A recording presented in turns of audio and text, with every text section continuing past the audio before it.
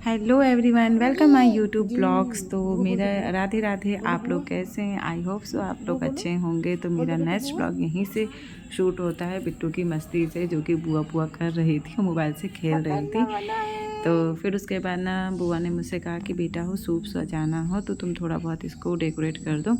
तो मुझे कुछ समझ में नहीं आ रहा था कि मैं इसको कैसे डेकोरेट करूं। ऑलरेडी उसमें पेंट ऐसा कलर लगा ही हुआ था, तो मुझे कुछ समझ में आया। फिर मुझे जैसा लगा मैंने थोड़ा बहुत उसको ऐसे सजाया।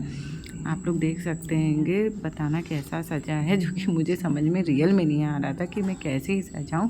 फिर मैंने दोनों ही सूप को अपने हिसाब से नॉर्मल थोड़ा बहुत सजा दिया। एक सुबह के लिए और एक शाम के लिए 2 सूप होते हैं। फिर आई फलों की बारी, तो जिसमें से मेरी बुआ ने, मैंने फल पहले से ही धो दिए थे। यहाँ पर बुआ ना एक एक फल को अच्छे से ना दौरे में सजा रही थी घाट पर ले जाने के लिए। पहले से ही चीज़ें कर लो ना तो काफ़ी आसान हो जाता है, नहीं तो लास्ट टाइम बहुत दिक्कत होती है। तो यहाँ पर बुआ ना हर एक चीज़ को अच्छे से रख रही थी, और ये था मेरे लिए दौरा, जो मेरा भी थोड़ा सा अलग था। फिर उसके बाद ना मैं हो गई थी रेडी, तो यहाँ पर मैं आके अपना शूट करने लगी, थोड़ा सा स्टाइल मारते हुए। फिर पति देव भी आ गए और वो भी अपने साथ मेरे साथ फ़ोटोज़ खिंचवाने लगे। बताइएगा आप लोग कि हम लोग कैसे लग रहे थे। फिर मेरी बुआ और बिट्टू हम लोग भी फ़ोटो क्लिक करवाने लगे। यहाँ पर मैंने सोचा था कि मैं यहाँ पर एक रील बनाऊँगी, लेकिन बिट्टू बिल्कुल भी बहुत परेशान कर थी, क्योंकि वहाँ बाहर डीजे बज रहा था तो वो डांस करने में लगी हुई थी। फिर टाइम हो गया था, हम और सभी लोग घाट पे जाने के लिए रेडी हो गए थे। यहाँ दोनों भाई ने दौरा उठा लिया और हम चल दिए। यहाँ देखिए बिट्टू को अपने फूफा जी के साथ कितने अच्छे से लगी हुई है, यहाँ पर बुआ और भाभी।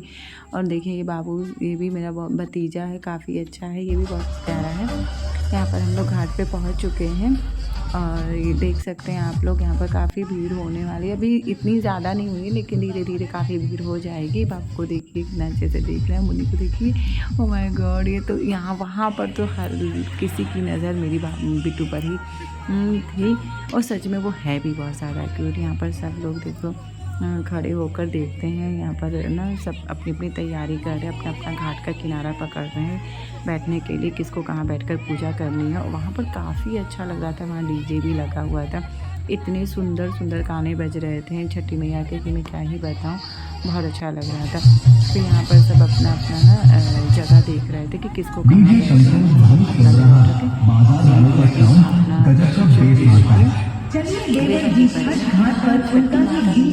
थी।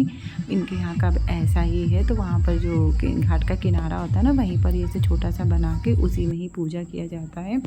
तो बुआ भी बिल्कुल वैसे ही बनाकर वैसे ही पूजा कर रही थी। कलश रख के अपना दिया हुआ रखकर फल फूल चढ़ाया उन्होंने। फिर अगरबत्ती टीका भी सब कुछ अच्छे से जैसे पूजा की जाती वहाँ पर उन्होंने बहुत अच्छे से पूजा करी। और मैं वहाँ पर खड़ी होकर तब सब देख ही रही थी। मेरी भी बारी आती, लेकिन जब पहले बुआ कर ली उसके बाद मेरी बारी आती। मैं पहले ही बता देती हूँ कि मैं व्रत थी, लेकिन मैंने पूरा छठ का व्रत नहीं रखा था। मैंने सिर्फ अर्घ देने टाइम तक का ही व्रत रखा था।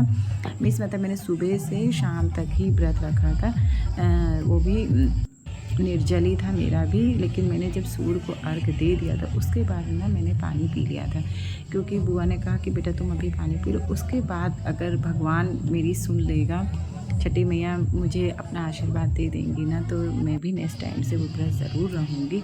फिर यहाँ पर बारी आती है मेरी, और यहाँ पर मैं भी अपनी पूजा में लग गई हूँ। सूर्य देवता को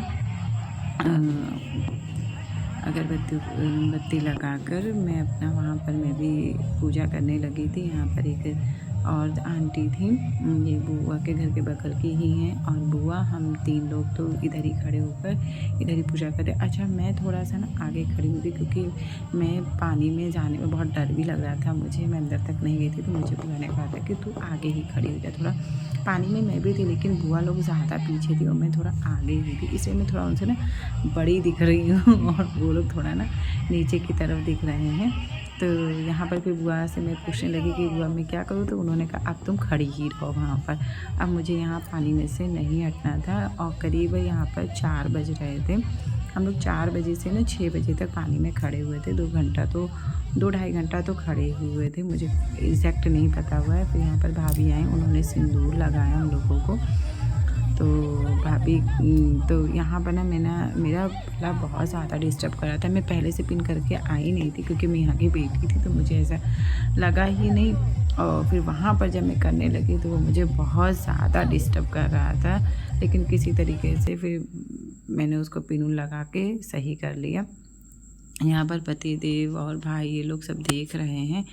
हम लोग काफ़ी देर से मुझे चिढ़ा भी रहे थे वैसे तो वो लोग कि खड़ी रहो, अब खड़ी रहो, पानी में ठंडी लग रही है। मैंने बोला नहीं, कुछ भी नहीं हो रहा है। देखिए, जब ना हम व्रत रहते हैं या कोई भी व्रत रहते हैं, जब हम कोई चीज़ पता चल जाती है ना कि हम व्रत है, तो भगवान की वो महिमा होती है कि हमें कुछ नहीं फ़र्क पड़ता है, ना भूख ना प्यास ना कोई तकलीफ़, कुछ भी नहीं होता है, क्योंकि वो ऐसी आस्था अंदर से ही हो जाती है इंसान में कि कुछ भी नहीं पता चलता है।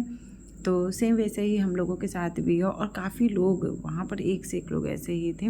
और यहाँ पर आप देख सकते हैं, यहाँ का तो आप सीन मुझे देख के ही लगा सकते हैं। मैं काफ़ी इमोशनल भी हो गई थी, लेकिन बहुत अपने आप को संभाला है मैंने, क्योंकि मुझे किसी के आगे अपने इमोशंस नहीं शेयर करने थे। बस ठीक था, बस किसी तरह से बहुत ज़्यादा संभाल के मैंने अपना मन इधर उधर भटकाया लगाया। फिर मैं अपने भगवान जी को मनाने लगी वहाँ पर। फिर उसके बाद ना हम लोगों को काफ़ी देर हो भी गई थी खड़े खड़े। बुआ बेचारी तो मेरी ना पीछे, उनको तो बेचारी किसी ने काट भी लिया था शायद, कोई जाकर पता है पानी में ना इतनी मछलियाँ थी, मैं आप लोगों को क्या ही बताऊँ, बहुत ज़्यादा छोटी छोटी सी मछलियाँ थी। अच्छा, मुझे तो कोई प्रॉब्लम नहीं हो उस टाइम पर, लेकिन हाँ एक टाइम पर लगा मुझे, लेकिन फिर मुझे कहा नहीं ठीक है। फिर सबको सूर्य का अर्घ देने का टाइम हो गया था। आधे लोग तो इस टाइम जा चुके थे, क्योंकि 5:30 बज चुके थे, तो सबने कहा कि हो गया। और बदरी थी ना, तो सूर्य देवता दिख नहीं रहे थे, तो बादल छाए हुए थे बहुत ज़्यादा, तो सबने कहा कि नहीं हो गया है। लेकिन हम लोगों को लगा कि नहीं, 6:30 का टाइम है। तो हम लोग तो 6 बजे तक थे, खड़े हुए थे, क्योंकि सूर्य भगवान दिख भी नहीं रहे थे। तो वहाँ ऐसा लग रहा था कि यार थोड़ा लेट ही तक कर रहे थे, कम से कम हमने इतनी श्रद्धा भाव से वो व्रत किया है, तो कम से कम अच्छे से अर्घ तो दे ही दे। सूर्य अस्त का ही अर्घ ही माना भी जाता है। तो हम सब लोग तो खड़े हुए थे, इसमें बहुत सारे लोग जा चुके थे और बहुत सारे लोग थे भी उस टाइम पे। तो यहाँ पर सभी लोग अभी भी हम लोग खड़े हुए थे, और काफ़ी ठंडा पानी था, और इतना मौसम ठंडा था उस टाइम पे कि मैं यहाँ पर देख सकते हैं आप, मेरी बुआ ना गिरते गिरते बच चुकी गई थी। उन्हें ना पता नहीं क्या कोई लकड़ी गड़ गई या किसी ने काटा, उन्हें पता ही नहीं चला कि हुआ क्या। फिर उसके बाद जब मैं निकल आया ना, तो यहाँ देखिए मुझे मेरी भाभी की मम्मी मिली, और फिर उसके बाद हम लोग ना घाट से निकल गए थे घर जाने के लिए। तो पतिदेव ने थोड़ा सा शूट किया, हम दोनों साथ में जा रहे थे घर के लिए। फिर रास्ते में ना हमने भाभी से कहा तुम गाड़ी से चले जाओ और तुम्हारा शौक भी पूरा हो जाएगा अपने जीजा के साथ। वैसे भी मुझसे कहा था हम रील बनाएंगे बुलेट पे जीजा, तो बेचारी का यही रील ही बन पाया। फिर उसके बाद ना मैं और बुआ तो पैदल ही घर पर ही गए। यहाँ पर बुआ ना वहाँ से जल लेकर आई थी, तो वो जल ना लाकर बुआ के घर के सामने ही मंदिर है, ये मेरी बुआ का घर दिख रहा है। तो वहाँ पर ना वो जो जल लेकर आई थी ना, तो वो माता जी को चढ़ाने लगे। ये कोठाई माई का स्थान है, तो सभी देवी देवता को उन्होंने चढ़ा दिया। फिर उसके बाद ना तो प्लीज़ इस ब्लॉग को मैं यहीं पर एंड करती हूँ। तो मेरा प्लीज़ मेरे वीडियो को लाइक एंड शेयर सब्सक्राइब करिए।